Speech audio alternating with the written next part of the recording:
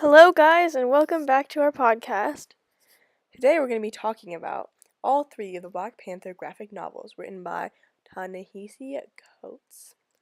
To give you guys a brief summary, it's about the new king of Wakanda, an African country.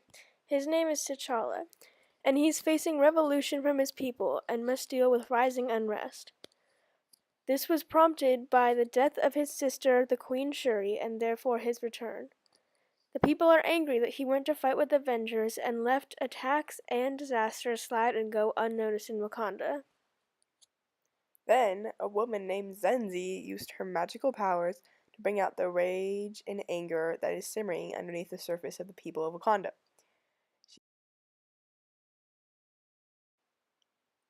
She is working with Titu, a former student of Changamire. Changamire is the philosopher whose ideas for a nation ruled by the people, and not a sole monarch, fueled the revolution. Another rebel group also formed was one formed by two warriors from an elite all-female group serving the king, which is called the Dora Milaje. And they go around and try to punish people and protect women. What is T'Challa going to do? Do the happenings in these three graphic novels remind you of any other historical events or ideas, Claire? Why, yes. Now that you mention it, Changamire's ideas resemble ideas from the Enlightenment era. More specifically, his ideas that the people should rule in place of an absolute monarch are similar to those of Enlightenment thinkers and philosophers such as John Locke, Charles Montesquieu, and Jean-Jacques Rousseau. Like a lot of other Enlightenment thinkers, he believed in the ideas of progress, liberty, nature, and innovation. Do you see any connections, Kelly? Well, indeed I do. It has occurred to me that the Dora Milaje resemble Olympe de Gouget's ideas. She was a French philosopher and feminist who lived from 1748 to 1793. She fought for women's rights, just as Ayo and Aneka fought to protect the women of Wakanda. Girl power! Also, just in case you need clarification, Ayo and Aneka are part of like the women's group protecting women who used to be part of the Dora Milaje. Okay. So, anyways, T'Challa is in quite a conundrum. What do you think he should do? I think that he needs to give people a say. He can keep his title as the divine ruler, but I don't think he should be the absolute monarch.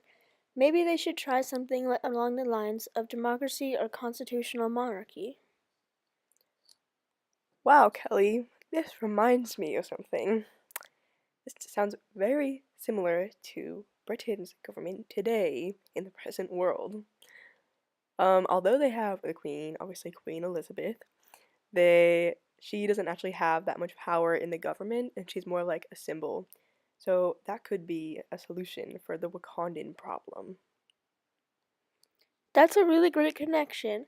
I also think that's a good idea because they have the Prime Minister and Parliament, and those representatives are elected by the people. Do you have any more ideas? Well, this may be a little stretch, but perhaps he could have his sister take over again since she was favored by the people. They might not want to revolt against her as much.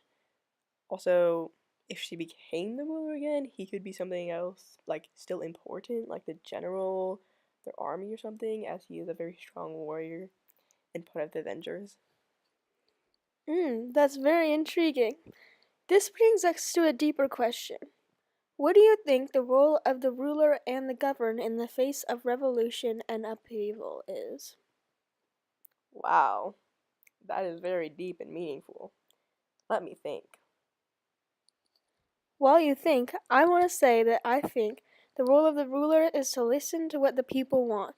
Without them, he has no one to rule, and therefore isn't even a ruler. Wow, I agree with that. Also, the role of the governed is to fight for what they want, but try and do it in a more respectful and peaceful way, if possible. Because violence does not help anybody and just kills lives of people. Would you agree that the role of both is to compromise because neither side is ever going to have everything that they want and they need to find middle ground and work towards a solution together?